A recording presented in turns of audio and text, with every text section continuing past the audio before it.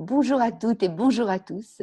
Aujourd'hui, je reçois quelqu'un qui va nous parler de la rupture amoureuse et qui va nous dire pourquoi il est important de tenir compte, de prendre en compte les symptômes de la rupture amoureuse. Bonjour Orchidia. Bonjour Isabelle. Je suis ravie de te rencontrer. Je suis ravie aussi parce que tu vas nous parler du couple, de la rupture amoureuse qu'on considère beaucoup trop souvent comme quelque chose de finalement pas important, hein, un perdu, 10 de retrouver. Voilà. Est-ce que tu peux nous parler de toi déjà? Très bien, avec grand plaisir. Eh bien voilà, Orchidia, je suis alchimiste de cœur et j'aide la femme célibataire à retrouver l'amour et spécifiquement suite à cette rupture amoureuse qui effectivement peut générer beaucoup de dégâts. Donc j'en suis venue à cela. On va dire que j'ai un parcours de vie qui m'amène à dire qu'aujourd'hui je suis sur le seuil de ma quatrième vie. Donc, ma première vie, eh bien, j'ai travaillé comme chef de publicité dans l'automobile, le pharmaceutique jusqu'à mes 29 ans, l'âge où j'ai eu mon premier enfant, puis 31 ans le deuxième, donc je suis devenue maman. J'ai quitté le domaine professionnel rémunéré pour m'occuper d'eux et à un moment donné, j'ai ressenti le besoin de me remettre en selle à quelque part au niveau intellectuel. Du coup, je suis allée sur les bancs d'école à l'université de Genève. J'ai fait ce qu'on appelle les études genre, parce que j'avais déjà, on va dire, un grand intérêt pour les relations hommes-femmes. Et j'ai réalisé une recherche sur le thème de la créativité, où mon questionnement était qu'est-ce qui caractérise les personnalités les plus créatives?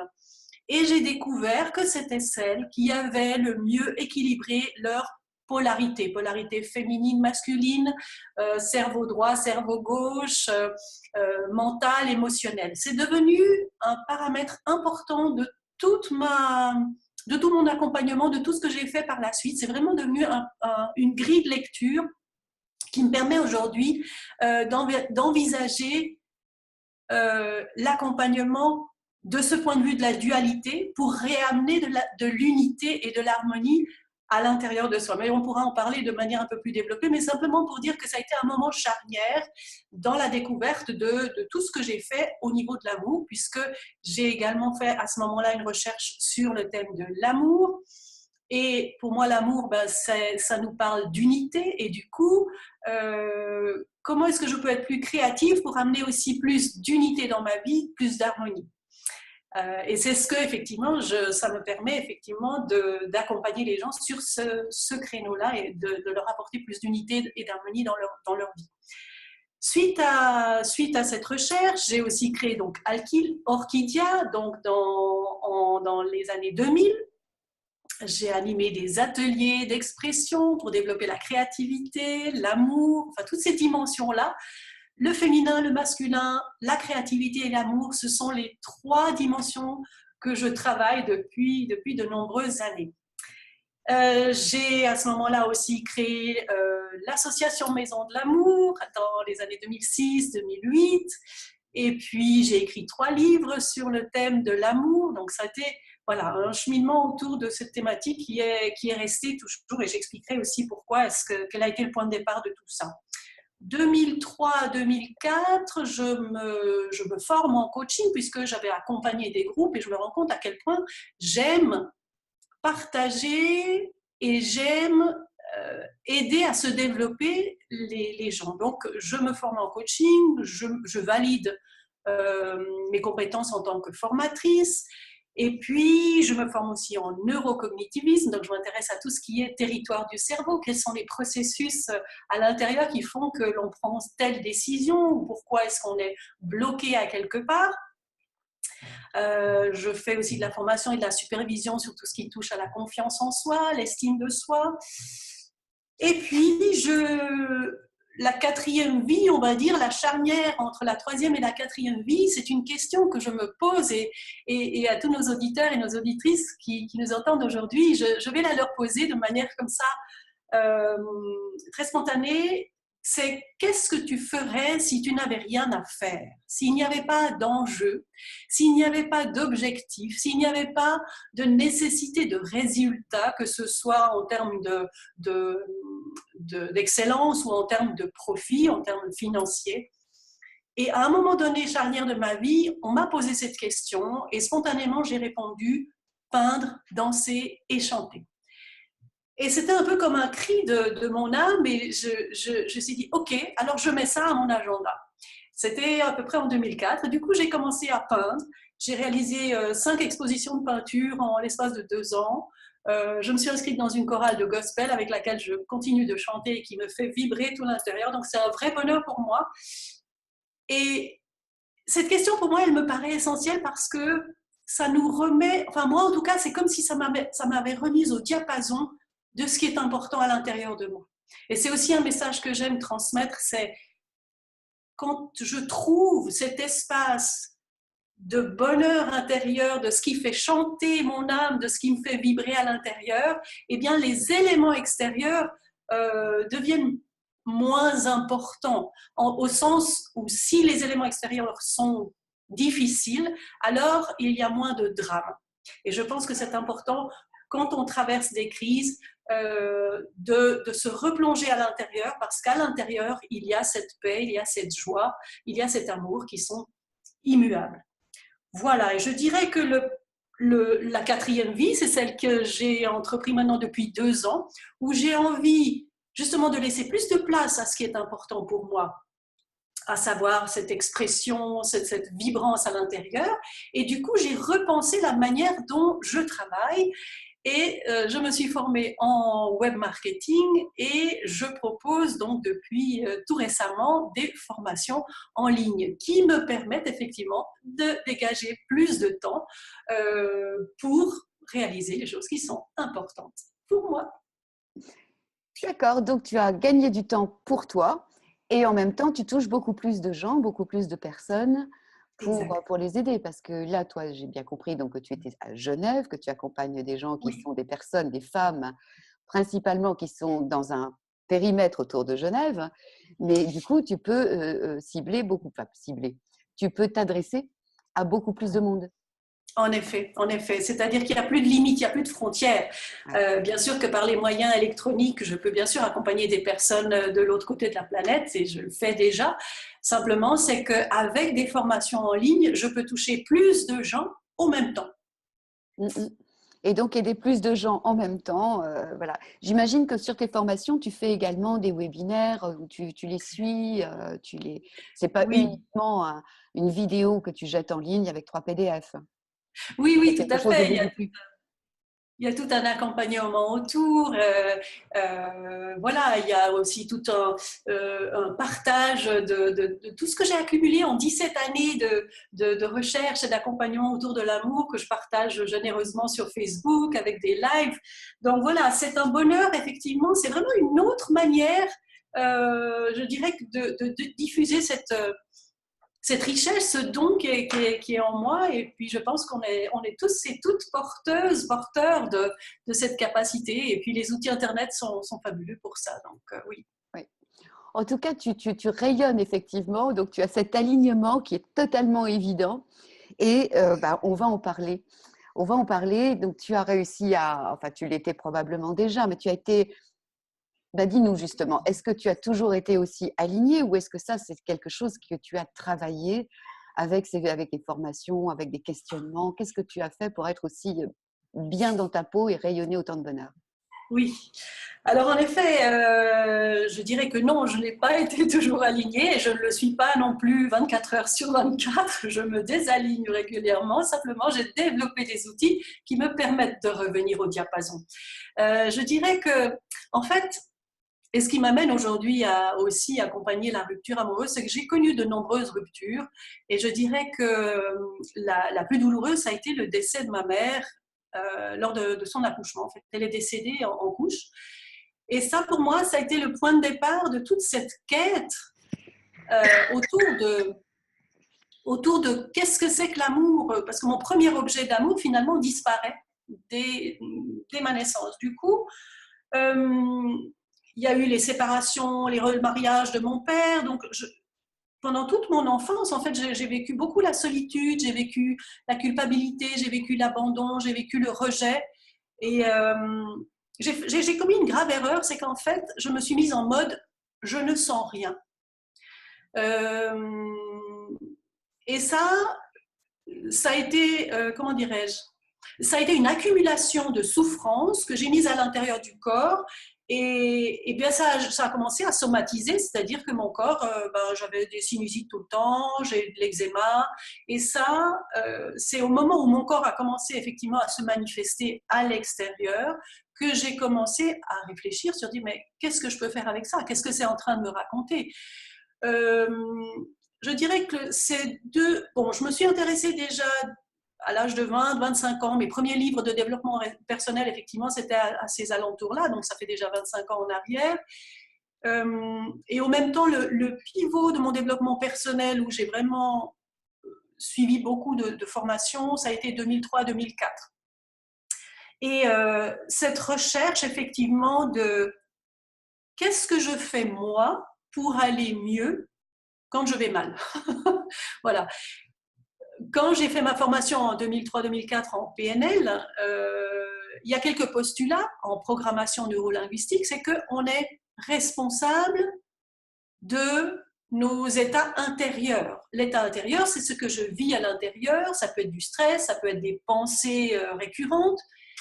Et du coup, ça me donnait, comment dirais-je, l'évidence que je pouvais faire quelque chose à l'intérieur, que je pouvais maîtriser mes pensées et du coup mes émotions et du coup ma physiologie aussi.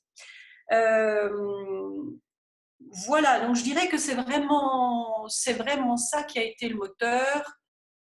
Et comme j'ai continué à vivre des séparations, eh bien, chaque fois, j'affinais, si tu veux, j'arrivais à de moins en moins souffrir. Voilà. D'accord. À moins en moins souffrir, en tout cas de moins en moins longtemps, parce que tu retrouvais, et de moins en moins longtemps, parce que tu retrouvais ton état interne et que ton bonheur, en fait, dépend aussi de toi et des pensées. Donc, est-ce que tu veux dire que soit on ressasse ad vitam aeternam les mêmes pensées tristes qui plombent une journée, ou est-ce qu'à un moment donné, on va chercher à l'intérieur de soi la force qui va nous permettre de nous relever? Oui, oui, tout à fait. Et je crois que ça a été cette question que j'ai posée tout à l'heure, c'est quand je me suis donnée à réaliser ce que j'aime vraiment. Peindre, danser et chanter, c'est rien de mirobolant, c'est très simple, on va dire. Mais quand je me suis autorisée à faire ce qui m'amène de la joie, et c'est vrai que c'est un vrai bonheur. Donc j'ai goûté à cette joie qui ne dépend de personne, on va dire. C'est juste de moi et de faire quelque chose qui me plaît. Pour certains, ce sera lire un livre au coin du feu ou sur le canapé. Pour d'autres, ce sera simplement se connecter avec la nature, marcher dans la nature. Pour d'autres, c'est l'eau, c'est l'élément eau, prendre une douche, aller se baigner ou nager dans la mer ou dans le lac. Donc, c'est d'aller trouver en soi cette petite pépite qui nous reconnecte avec cette joie. Voilà, cette joie enfantine. Moi, je le lis aussi avec cet enfant intérieur. S'autoriser, j'aime bien utiliser ce mot de l'autorisation parce que je vois à quel point souvent on ne s'autorise pas. Et on ne sait pas que l'on ne s'autorise pas. C'est-à-dire qu'il y a comme une voix extérieure qui dit, ou c'est peut-être une autorité extérieure qui dit « Ah non, je ne peux pas me permettre de faire cela ». D'accord ? Donc, c'est après de mettre de la conscience sur toutes ces pensées à l'intérieur de soi. Donc, c'est de mettre à jour. Mon travail consiste à mettre de la conscience sur les choses. Donc, je le fais pour moi. Et puis ensuite, évidemment, j'ai les outils pour accompagner les gens pour mettre à jour ça.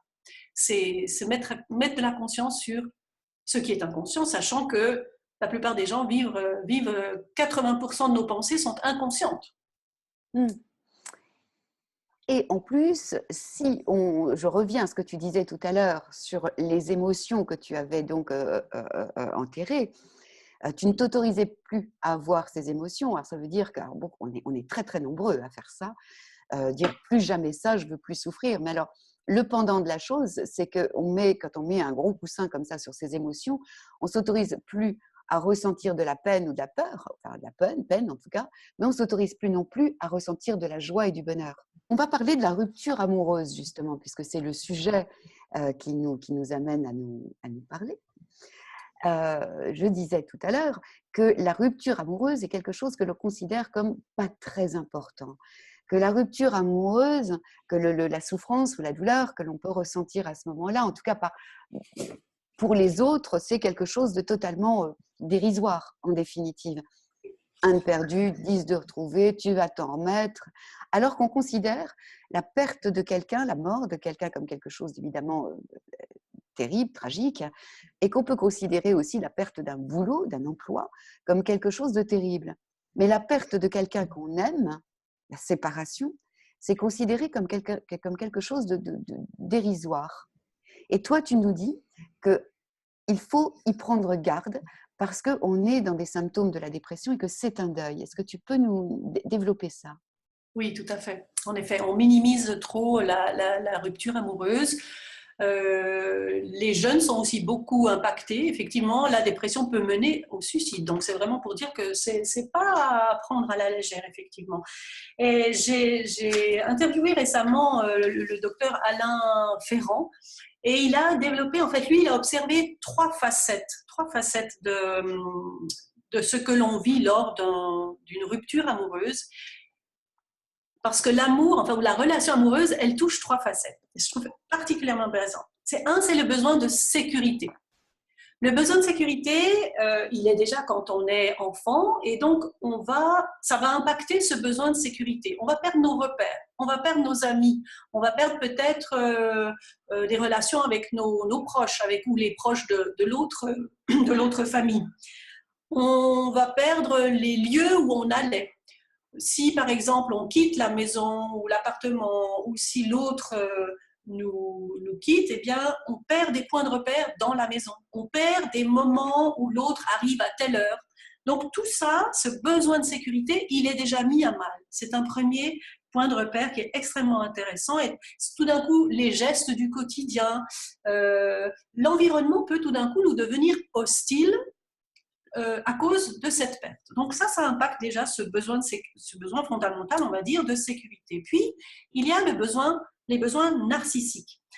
Lorsqu'on est amoureux, lorsqu'on est en relation amoureuse, eh bien, on se voit dans le regard de l'autre. L'autre nous porte un regard aimant, bienveillant, revalorisant, nous dit des paroles valorisantes. Et tout d'un coup, cela s'effondre. On n'a plus ce miroir bienveillant envers nous-mêmes. Et du coup, nos besoins narcissiques, eh bien, s'effondrent aussi parce que on va construire dans la relation à l'autre notre estime de nous-mêmes, puisque je me trouve belle dans le regard de l'autre. Et tout d'un coup, l'autre n'est plus là. Et je n'ai plus personne pour me dire que je suis belle et désirable. Et du coup, ces besoins fondamentaux narcissiques vont également s'effondrer. Donc, il y a un impact effectivement sur l'estime de soi et la confiance en soi. Tout d'un coup, on peut se dire, mais je ne vaux rien, jamais plus je vais ne retrouver quelqu'un. Donc, effectivement, c'est un vrai effondrement de la personnalité au niveau psychique, émotionnel, à plein de niveaux. Et puis, il y a une troisième facette que sont les besoins sexuels, c'est-à-dire les besoins de toucher, les besoins d'être contenu, les besoins d'être rassuré, les besoins de tisser du lien, qui effectivement va jouer sur le niveau hormonal, sur les ocytocines, sur tout le cocktail d'hormones, de la dopamine, qui crée du lien, qui renforce le désir, le plaisir, toutes ces sensations tactiles et relationnelles qui sont impactées aussi. Donc c'est juste énorme. Et oui, c'est juste énorme parce qu'en fait, tu nous parles des besoins fondamentaux aussi. Si on prend la pyramide, on est bien dans les besoins fondamentaux. La sécurité, les désirs physiologiques, les besoins sexuels, le besoin narcissique vont être un petit peu plus haut. Mais donc, ça veut dire que tout s'effondre. Que tout s'effondre juste parce que, enfin juste, entre guillemets, parce qu'une personne est partie, mais ça a un des impacts un petit peu partout. Donc la personne va le vivre de manière très douloureuse. Oui. Et la double peine, en définitive, c'est qu'elle ne sera pas prise au sérieux par son entourage. C'est ça. Oui, parce qu'on n'a pas mis à jour ces informations-là. C'est-à-dire que c'est pas écrit dans les magazines, c'est minimisé. Et puis effectivement, c'est comme si on devait savoir marcher tout seul. Et bien finalement, on se rend compte que dans la relation amoureuse, on reçoit beaucoup. On reçoit beaucoup. Et du coup, quand ce beaucoup n'est plus là, eh bien, on n'a plus rien. Alors évidemment, c'est un petit peu à double tranchant dans le sens où si je deviens dépendante de ces apports extérieurs, alors je vais souffrir bien davantage que si j'ai appris à me construire au niveau psychique, émotionnel et physique moi-même. Alors, c'est une bonne nouvelle à quelque part, c'est-à-dire que l'on peut se réapproprier, c'est-à-dire qu'on peut arrêter de dépendre d'un autre ou d'une relation pour recevoir ça. C'est comme par exemple dans une entreprise, lorsqu'on a des besoins de reconnaissance et qu'on attend que son patron nous dise « t'as bien travaillé aujourd'hui », et qu'il ne le fait pas, du coup, qu'est-ce que je fais? J'apprends à me donner de la reconnaissance. C'est valable dans la relation amoureuse, c'est valable dans la relation amoureuse de soi à soi. Donc, c'est une bonne nouvelle au sens où je peux me réapproprier et je peux me donner ces besoins fondamentaux. Mais ça, il faut l'apprendre à le faire Ça peut-être. s'apprend, Ça mais oui, s'apprend. Ça complètement. s'apprend. Et alors, c'est très curieux que les personnes, on a tous, toutes et tous, vécu une rupture amoureuse. Et c'est à quel point ça peut être douloureux, impactant à tous les niveaux. Et pourtant, c'est quelque chose dont on ne tient toujours pas compte quand ça arrive à quelqu'un d'autre. Parce que quand on parle de dépression, tu le disais très justement tout à l'heure, la dépression peut mener au suicide. Et si on ne sait pas, si on n'est pas équipé pour aller chercher le bonheur et la force au fond de soi, soi-même, à ce moment-là, qu'est-ce qui se passe quand tout s'effondre, la personne qu'on aime s'en va, on n'a pas pris conscience, les autres ont l'air de dire que c'est pas très grave, mais nous, à l'intérieur, finalement, on a mal, quoi. Donc, être accompagné, c'est quelque chose dont il ne faut pas avoir honte. Oui, oui, en effet. Et c'est de voir effectivement, de reconnaître j'ai besoin d'aide et puis d'aller ensuite chercher ce qui est possible de faire et de trouver la bonne personne. Moi, c'est vrai que je me suis rendu compte à quel point il y avait un réel parallèle avec les travaux de Elisabeth Kubler-Ross qui a développé pour la première fois le schéma du deuil et à quel point le deuil amoureux, on va dire, la séparation, le chagrin d'amour, suit cette même courbe. Cette courbe, elle commence par un état de choc, parce qu'effectivement, on peut tout d'un coup apprendre que l'autre s'en va et on n'a rien vu venir, on entend ça souvent, peut-être que des fois c'est plus long le processus, et souvent on est effectivement sous le choc. Donc il y a ce choc où on ne sait pas trop ce qui nous arrive, il y a de la confusion mentale, on vit toutes sortes de choses, d'émotions étranges. Et puis, suite à ce choc, il y a un phénomène qu'on appelle le déni, c'est-à-dire non, c'est pas possible. Non, non, mais il dit n'importe quoi, ou bien alors la personne va revenir, ou on n'y croit pas. Tout d'un coup, il y a un élément de refus de la réalité. Donc le déni. Ce déni, évidemment, il va nous amener peut-être à perdre du temps et à ne pas, comment dirais-je, à ne pas vraiment voir la réalité en face. Ce mot voir, il est important parce que c'est un des principes en fait de l'accompagnement que je propose dans mon programme Aimer le cœur léger. Le premier, c'est voir. Mais donc voilà, pour dire que le déni, c'est effectivement l'inverse de ce qu'il faudrait faire. Donc le déni. Et après, il y a une courbe qui descend, effectivement. Donc, c'est la tristesse, c'est la colère. Ah oui, non, voilà. Après, c'est le troisième phase, c'est la colère. C'est donc le... Hein? C'est la colère, oui. Oui, oui, c'est ça. Donc, tout d'un coup, on réagit et puis on attaque l'autre ou bien on veut le récupérer. Donc, on se met en mode action et on n'est pas encore responsable de nos actes, hein, mais on va donner la faute à l'autre. Voilà. Donc, il y a une forme d'agression, il y a une forme de colère. Ce qui est très intéressant par rapport au déni et au choc où on est donc sans mouvement. Le déni, c'est un mouvement de retrait. La colère, on va dire, c'est un mouvement d'attaque. Donc, on est déjà dans le mouvement, ce qui est déjà pas mal. Mais après, on va vivre des montagnes russes émotionnelles jusqu'effectivement, si ça dure, hein, ça peut nous amener vers la dépression ou les états de mélancolie qui sont délétères, qui sont pas bons pour la santé. Les impacts au niveau de ces fameuses montagnes russes émotionnelles, le stress qui est généré par tous ces états. Là, pour le moment, je suis dans la courbe descendante. Après, on verra la courbe qui remonte. Donc, peut générer au niveau physiologique des tensions comme être contrarié, des pincements au cœur, des maux de ventre, des contractions musculaires. On peut vivre l'instabilité émotionnelle comme une sorte de... On se sent fragile, hein, prêt à craquer. On a peur de perdre le contrôle aussi. Il y a cet effet aussi, on est un peu comme une girouette, on est toujours en mouvement pour éviter de penser ou de sentir, hein, on n'arrive pas à se poser. Il y a des angoisses, on peut vivre des angoisses, et, les personnes vont peut-être éviter le silence ou la solitude, parce qu'elles vivent cette solitude, du coup elles ont besoin de s'entourer, elles vont dans les réseaux sociaux, elles sortent, il y a un bruit de fond, peut-être la télévision, la musique, ça a un impact aussi sur le sommeil, donc il peut y avoir des difficultés d'endormissement. Il y a ce besoin éventuellement de devoir parler, donc la personne parle beaucoup, ça la rassure. Hein. Et puis, il peut aussi s'observer des tics, hein, se ronger les ongles ou des mouvements incontrôlés, les yeux qui clignent, des tremblements de paupières ou des pieds et des jambes qui tremblotent.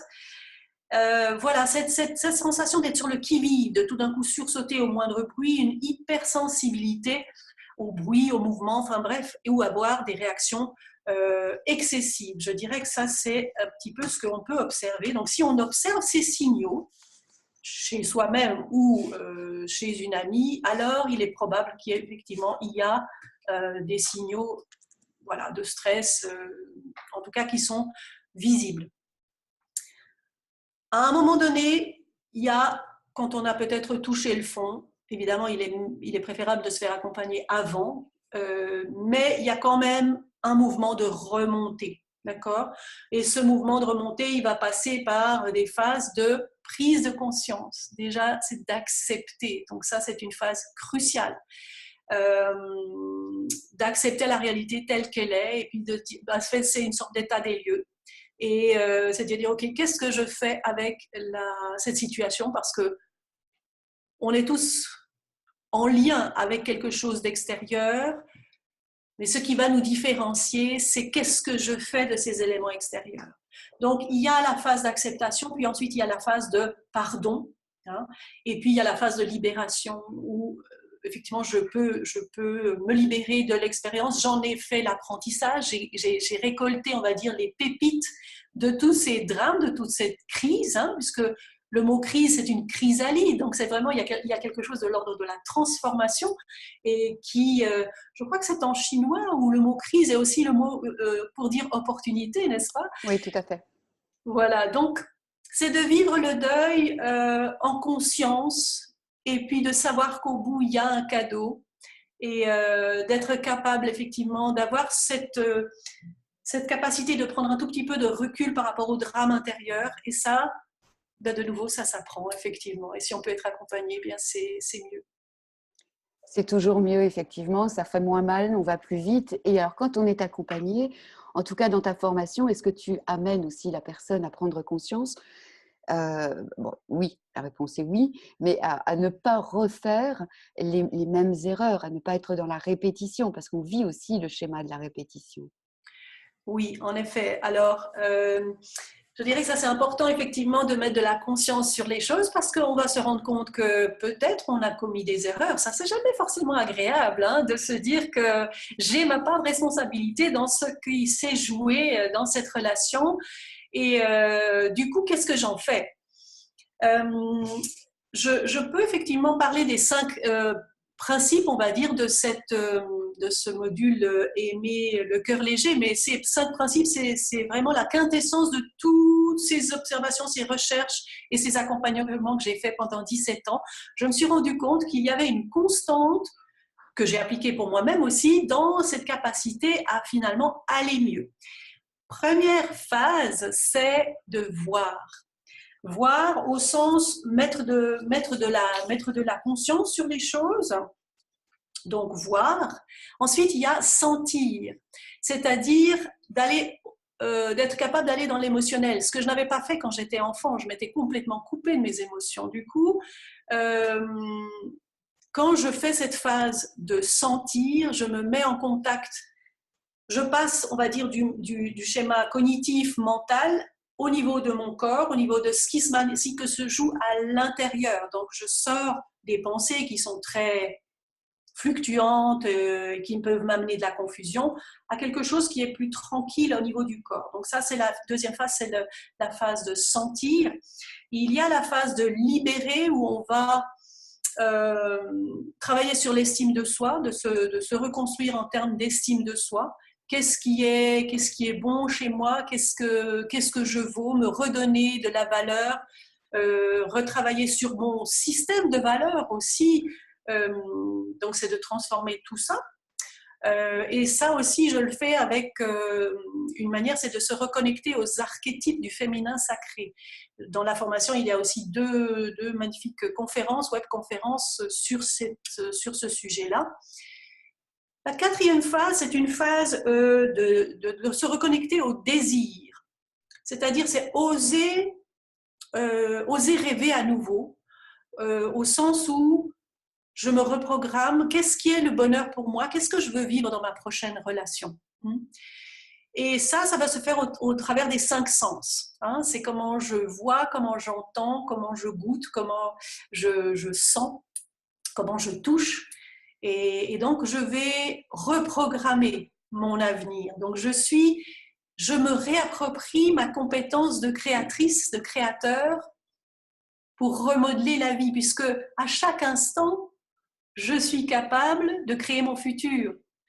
Et donc, c'est un pivot extraordinaire pour finalement créer quelque chose de mieux cette fois. Et puis, je ferai encore des nouveaux apprentissages, évidemment. Et puis, évidemment, la 5e phase, qui est la phase de célébration, qui est importante aussi, c'est comment je me connecte à la gratitude. Et c'est cette phase clé aussi où je me connecte à mon cœur. Parce que j'ai commencé on va dire, à mettre la focale sur le cognitif, sur mon mental, puis sur mes émotions au niveau de mon bas-ventre, c'est qu'est-ce que je peux aller voir mes peurs. Ça, c'était dans la 2e phase, c'est-à-dire que je passe de la peur d'aimer au courage d'aimer. Si je ne vais pas aller visiter mes cœurs, mes cœurs, lapsus, très joli. Si je ne vais pas aller visiter mes peurs, je ne peux pas voir l'autre facette de la peur, c'est-à-dire le désir. Je ne peux pas m'y connecter si je ne libère pas cette dimension-là. Et donc, la célébration, c'est au niveau de mon cœur, c'est effectivement de pouvoir ouvrir cette dimension-là et de dire, mais waouh, finalement, c'est déjà extraordinaire tout ce que j'ai et je suis en gratitude, par rapport à ce qui va m'attendre, et aussi par mettre de la gratitude sur ce que j'ai vécu, même si ça a été douloureux. Voilà, donc ça, c'est vraiment cette intelligence du cœur qui va dans l'instant présent, mais aussi colorer mon passé et mon futur. Et ça, c'est une des clés essentielles. Est-ce que cette clé essentielle, est-ce que ces 5 clés, en définitive, permettent aussi de sortir, quand je parlais de schéma, donc c'est tout ce que tu viens de nous décrire est effectivement passionnant parce qu'on a bien toutes les dimensions de l'humain. Et est-ce qu'on arrive, pendant ta formation, à sortir des schémas qu'on s'est soi-même construits ?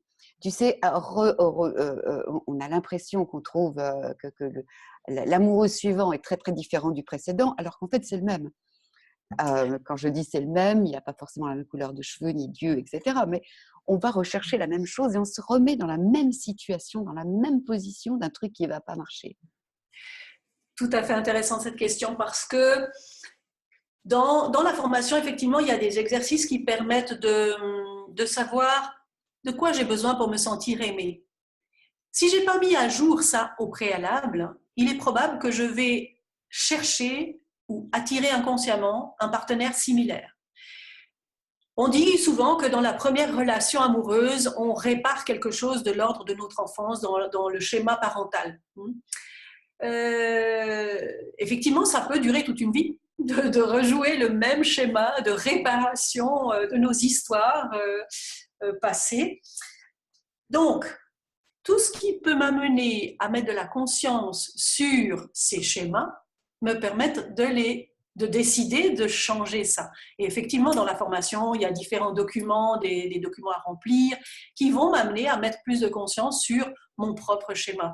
Évidemment, il y a aussi le forum à l'intérieur de la formation où je peux répondre à des questions. Donc, je fais aussi des lives. Donc, du coup, il y a vraiment une interaction et il y a un enrichissement mutuel avec les expériences de chacune, généralement c'est plutôt des femmes, mais s'il y avait un homme dans la formation, ça pourrait être possible aussi.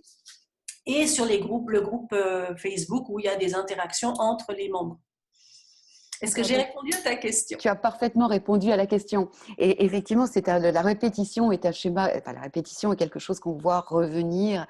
Voilà. Tu accueilles des hommes donc dans ta formation, tu t'adresses aux femmes, mais tu viens de dire que les hommes sont les bienvenus, ou est-ce que le féminin sacré, c'est quand même très féminin? Oui, maintenant il y a dans une des interviews, c'est féminin sacré et masculin sacré, puisque c'était une interview qu'on a faite à deux avec Mathieu Christol, qui est un spécialiste du féminin sacré et aussi du masculin sacré. Je n'ai pas envie d'exclure les hommes, pas du tout. C'est pourquoi effectivement je laisse ouvert à des hommes qui auraient cette sensibilité de se remettre en question suite à une rupture amoureuse. Simplement maintenant, évidemment, j'aime communiquer au féminin.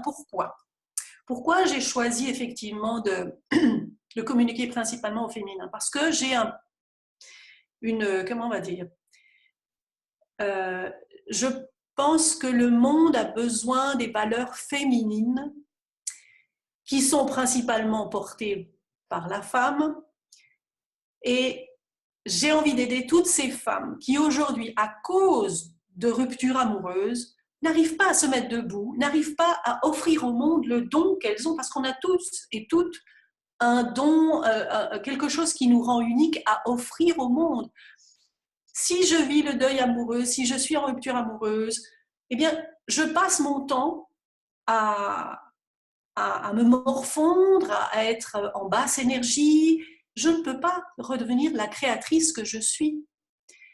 Et c'est pour ça que j'ai à cœur effectivement d'aider 1000 femmes, et peut-être plus, davantage, à ce qu'elles retrouvent à se mettre debout, à ce qu'elles retrouvent cet alignement, à ce qu'elles retrouvent cette joie de vivre, et puis tout d'un coup, elles se disent mais oui, mais moi aussi j'ai quelque chose à offrir au monde. Et bien sûr que pour cela, eh bien, on a aussi besoin des hommes. Les hommes. Donc, messieurs, vous êtes les bienvenus, hein, parce que le chagrin, la rupture amoureuse touche les femmes, mais nous, on en parle plus facilement que les hommes, j'ai l'impression quand même. Alors que les hommes, c'est supposé être des espèces de guerriers très très forts qui ressentent rien et qui n'ont jamais mal nulle part et qui n'ont même pas peur. Donc, vous êtes les bienvenus, les garçons. Et sinon, est-ce que tu pourrais tu peux rappeler le nom du monsieur dont tu viens de parler? Mathieu Christol. Mathieu Christol, d'accord, qui lui parle de masculin sacré. Féminin sacré et masculin sacré, et son programme, c'est le couple sacré. Donc du coup, lui, il a vraiment amené beaucoup de connaissances et de sagesse dans ses programmes sur l'ouverture du cœur. Donc ça, c'est un petit bijou à découvrir aussi. D'accord, à découvrir donc pendant ta formation déjà. Oui. Eh bien, merci Orchidia pour toutes ces informations et tous ces éclairages. Est-ce que tu aurais une pépite à nous livrer? Alors, par rapport à la rupture amoureuse, je dirais que dès le moment où une personne sent ces signaux de doute, de frustration, de sentiments d'injustice, d'impuissance, d'insécurité par rapport à la rupture, c'est premièrement d'éviter l'isolement. Donc, c'est d'aller retrouver du contact, c'est d'aller se mettre en contact avec des amis bienveillants, évidemment, trouver les bonnes personnes, peut-être se reconnecter avec la famille de nouveau si elle est soutenante, pour autant qu'elle soit soutenante, effectivement, et de prendre du temps pour soi, en fait. Je crois que c'est ça, c'est de ne pas vouloir faire les choses trop vite, ou d'imaginer que ça va être instantané. Non, ça ne va pas être instantané. Prendre ce temps de se poser, ça peut être inconfortable, et en même temps, c'est ce qui va amener à une résilience plus rapide. Le but n'est pas de ne pas faire le processus, parce que le processus, comme la chrysalide, le papillon, il y a un processus. Et on sait que si on essaie d'écarter la chrysalide du papillon, eh ben, il ne va pas se développer complètement. Donc c'est important de faire tout le chemin. Simplement, c'est justement, plutôt que de se distraire, plutôt que d'éviter la douleur, c'est de s'asseoir dans cet inconfort pour amener plus de conscience, c'est-à-dire vraiment de voir. Voilà, je dirais que c'est vraiment la première étape du processus, c'est de voir.